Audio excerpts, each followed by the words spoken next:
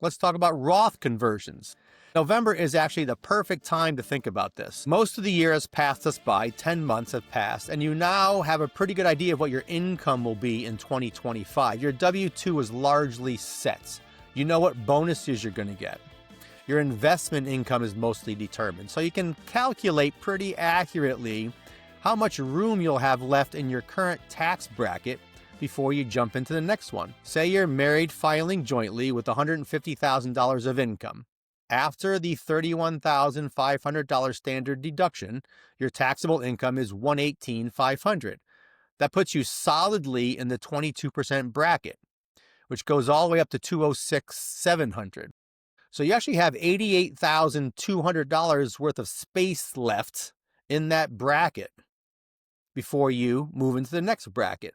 If you convert $88,200 from your traditional IRA to a Roth IRA, you will pay 22% tax on it, about $19,404. But here's what you've accomplished. That money now grows tax-free forever. No RMDs, no taxes in retirement. And when you pass it on to your kids, they inherit it tax-free. If you don't convert and those RMDs push you into the 32% bracket, let's say, at some point down the road, you'll be paying an extra 10% in taxes on that $88,200. That's an extra $8,820 in taxes. But here's where I want to be clear about this, and this is something that my compliance department takes very seriously.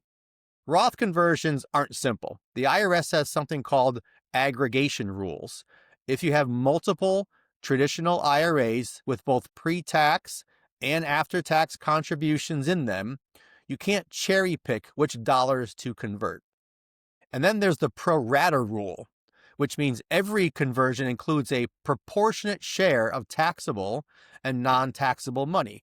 So you have to be very careful when doing Roth conversions, and conversions are irrevocable. Once you do it, you can't take it back. You can't undo it. So if the market tanks after your conversion, or your circumstances change, or you change your mind, you're stuck with it. So this is not a DIY project. You want to work with your CFP or your CPA to model out different scenarios for you to make sure a conversion makes sense for you, for your specific situation, accounting for all the rules before you pull the trigger on this particular strategy.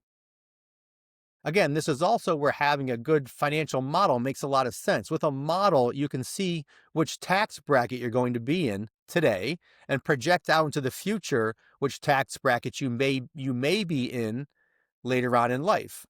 No predictive models are perfect, but you want to make an educated, informed decision when it comes to Roth conversions, and a good financial model will certainly help. So here's your action item. Calculate your 2025 income now.